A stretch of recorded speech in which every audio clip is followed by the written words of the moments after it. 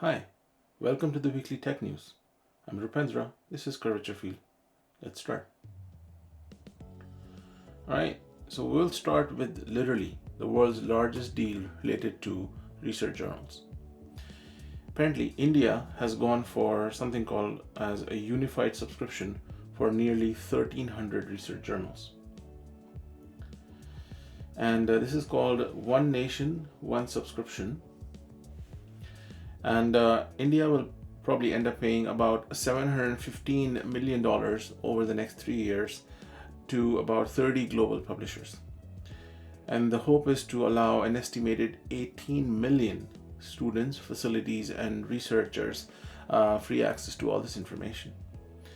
There are arguments on both sides on how to spend this money in a better way, but I feel that this is a great start, and I'm really happy about it. And then meanwhile, we have drug crime that has gone high ed. Mexican cartels are now luring advanced chemistry students to make fentanyl even more powerful. Apparently, students are getting twice as much salary as they would get into legal jobs. And I'll open one of these, probably this one. Maybe this one. Because I don't want to open one that is already behind a paywall. But there are multiple articles. So students are getting twice the salary that they'll get in a legal job. But to any student, I'll probably like to say that starting a career in any field is hard. It's kind of supposed to be hard because it gives you a sense of what it takes for you to distinguish yourself from the remaining crowd, right? It gives you the value of your study, makes you understand the value of your study and where you are as far as everybody else is concerned in the same, in the same batch, right? So it's supposed to be a bit hard. It requires some time. So don't just give up on a lifetime of good career options so quickly. And I would like to highly encourage governments to make education free. That, I believe, is literally the only way, probably one of the few ways to ensure a long-term successful future for your country. If education is expensive, then people who want to start learning, they're discouraged. People who are learning, they're just punished for no reason, right? Because at the end of the day, will contribute to your economy. So if you're a government leader, remember, today's students are tomorrow's leaders, right? They will take care of the country, and hence they'll take care of you. So do yourself a favor, invest in your students. So yeah, feel free to. All the links will be in the description. So feel free to look at the links later as well. Now moving forward to business, Intel CEO Pat Gelsinger has stepped down. The current CEO, CFO David Zinsker, and Executive VP MJ Holthus are going to serve as co-CEOs while the replacement is found. And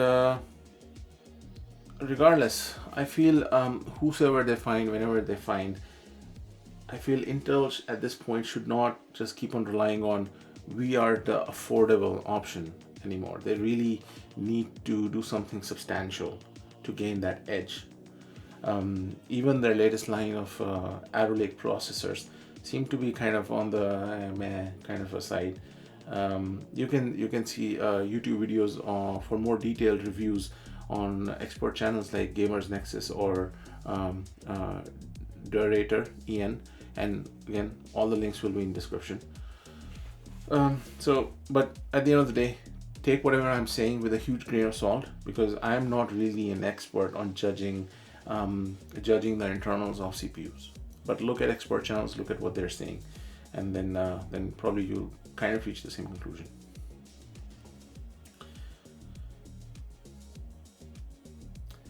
In another news in business, Walmart has acquired Vizio. This deal has closed at about $2.3 billion, all cash. And what you might not know about Vizio is that Vizio had acquired Cognitive Media Networks, which is now called Inscape Data, in 2015. And they actually provide the capability for something called as automatic content recognition for the content that is played on your screen or your speakers without any user input. So this information can be used for personal advertising, content recommendations, or is sold to it could be sold to data aggregators as well. So it seems like Walmart wants to become a significant player in, of course, the low cost smart HD TVs that Vizio was selling, but also the TV advertising business, right? They probably would be competing with players such as Roku, Google, YouTube, and Samsung. But it seems like that's what they plan to do. Now, moving to AI, we have Getty Images CEO who's speaking out for fair use of rules for AI, right? Fair use rules for AI. He has observed that AI companies state that AI will not be able to solve problems like cancer or global climate change unless they can freely scrape data for training. These companies are spending billions of dollars on talent, GPU, power, bills, and other things. But the same companies claim that the compensation for content providers, the content owners, is an insurmountable challenge. That doesn't add up, right? So he wants a more open debate on AI and copyright issues, and wants the world to also celebrate and reward creativity. He wants companies to understand that there is a difference between scraping data for something such as curing cancer or solving climate change versus for generating fakes of famous artists' works or actors, etc. There's a difference, right? And hence he also wants to keep the rules that are created for these two scenarios separate. You cannot apply the same rule in both scenarios. And now we move to another story where Canada's major news organizations have banded together to sue OpenAI. This group is seeking punitive damages and disgorgements, which basically means giving up any profits. So they're asking for disgorgements of any profits that were made by using the news organization's articles. Anybody in this group, the news organizations, any profit that has been made using their articles, they want them to return that profit, as well as give them a fine on that. They also want to bar OpenAI from using any articles in the future, and it actually goes up to any. So I'm going to just open one of these articles, just so that you have something to look at. So it actually goes up to $20,000 in statutory damages per article, and that could put the value of the lawsuit in billions of dollars. That's going to be a crazy expensive lawsuit for OpenAI. We'll keep an eye out on how this unfolds, and because this might actually have long-term repercussions on how AI companies behave on the internet. Moving forward, we have seen some mysterious behavior from ChatGPT. Seems like ChatGPT has an unusual glitch that prevents the AI to say the name David Meyer. Well, that's kind of weird, right? Let me open one of these. So when you force it to say, so when you force it to say, say the name, where, for example, this person is trying to make the AI say the name, then it just simply prints, I am unable to produce a response. So who is David Meyer? It might be this guy who is whose full name is David Meyer de Rothschild, and he's basically millionaire, billionaire, I guess, and heir to the Rothschild fortune. Or it could be this guy who is basically a case with the mistaken identity, whose identity is basically mistaken for a terrorist, because he actually shares his name with the terrorist, and he was basically put on a U.S. watch list, and he well, sucks for this guy, poor dude. He fears that U.S. will never take his name off, and maybe the AI is programmed to never actively talk about a person with this name, maybe. But people are confused, genuinely confused. What's going on? Why ChatGPT cannot talk about this name? Just say this name, right? If you have some change of spellings, the AI has no problems. But as soon as you type in the exact spelling, it just says, I am unable to reproduce this response.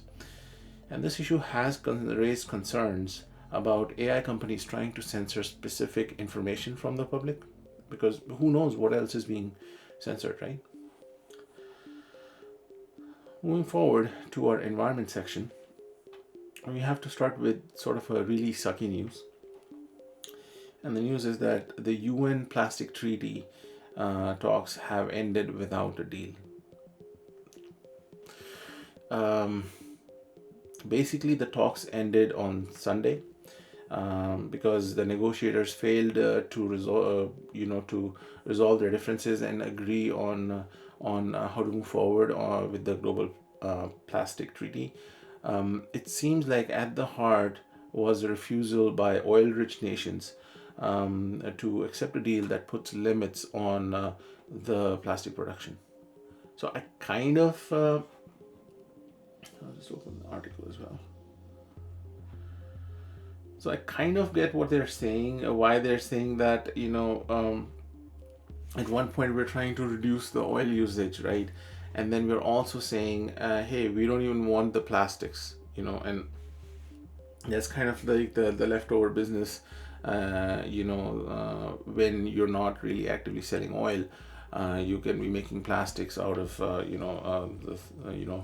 oil related stuff. So, and now we're saying no, we don't even want you to make that. So it's kind of lowering their money making ability, and kind of it's understandable. But man, we need to understand it's the same planet. It's not like the Middle East is not on another planet, and we're not on another planet. It's the same planet, and we need to understand this. Any country will not suffer more or less. If things go wrong, everybody will suffer the same. You cannot say, oh, well, I'm good. No, everybody will suffer. So somehow, I don't know why this is not getting across. This needs to get across. Think about it. At this point, I think we probably need a higher authority, maybe an entity, because the countries that are trying to decide within themselves, they, by definition, these representatives, they cannot take an action that hurts the interest of their own country, right? Of course they won't. So we need a higher level of authority, that can decide this thing for the planet. We need something that's probably not belonging to a country, and has the power to enforce it as well. Look at it. At this point, plastic is everywhere. It's even inside our bodies. All this microplastic, nanoplastic. We're producing 60 tons of plastic per second. Literally, just produce 60 tons, another 60 tons, another 60 tons. If you're interested, go watch this documentary on Netflix called "Buy Now: The Shopping Conspiracy," and it goes into detail about this plastic production apocalypse. If you're interested. Okay, moving forward. In somewhat of a good news, Australia is struggling with an oversupply of power. This is an amazing big milestone for the country. So congratulations to them. But it's also bound to repeat every Australian spring. What's happening is there's plenty of sun, but because of mild temperatures, the power demand is low. So the air conditioning units are off, and because of that, there's a lot of power saving. But now that we have a problem with oversupply, this also points to the next big challenge in the solar power generation category, which is there needs to be an infrastructure for distribution and storage for extra power that is generated, maybe for use in winters or when the sun is not out, etc. Probably research techniques to share it with other countries. For example, in EU, they're nearby. They can share it with each other as well in case of an emergency, etc. Right? But good job, Australia. In another good news, Amazon's AI data centers could now double as a carbon capture machine. So Amazon has tied up with a company called Orbital Materials, and I have to remember not to say orbital mechanics, Orbital Materials. And Orbital Material has created a novel material that using AI that can extract carbon from the hot air exhausts in the data centers. So this will capture sufficient carbon to another paywall. Let me open another one. Maybe this one. And that's why I'm taking you through the article, so that you don't have to run against paywalls. So, but the articles are there, so all the links will be there. So this will capture sufficient carbon to make AWS data centers to have below zero carbon footprint, so a negative carbon footprint, which is a really good thing, especially because a lot of big tech companies want to invest in these big data centers to drive even bigger AI workloads. And now, if we have something that is good for environment, that is all the better, right? But of course, we'll have to see how far it goes as far as scalability is concerned, or profitability, or cost effectiveness, or actually does it even perform or not, right? So yeah, things to look at, but this seems to be a good thing. Moving forward, we have some news in the people category. So it seems like there are multiple articles floating around how companies are trying to flatten their hierarchies, and how it might not be a good time to be a middle manager. A middle manager is a person who's basically a manager of managers, or a manager of managers, etc. Right? So they are kind of in the manager hierarchy. There are articles. Let me see if I can find it. But there are articles with Amazon where they are trying to increase the ratio of workers to supervisors by at least 15%. So yeah, look at these links in the description. Um, let's see if this opens. Yay, paywall. Is it? Yeah. Okay. So but especially now that AI is getting smarter, I feel that bookkeeping tasks will probably become more and more automated. Maybe over time, pure management roles will just slowly start going down. Self management might be the key, right? Self organizing teams, right? That might be something that would pick up. Let us know in the comments, right? What do you think? How the future of management related roles might unfold, or if you've experienced or seen something like this flattening of my management hierarchies in your organization, right? Um, that would be interesting to talk about. So yeah, that is it for this week. I'll see you next week. Stay safe and goodbye.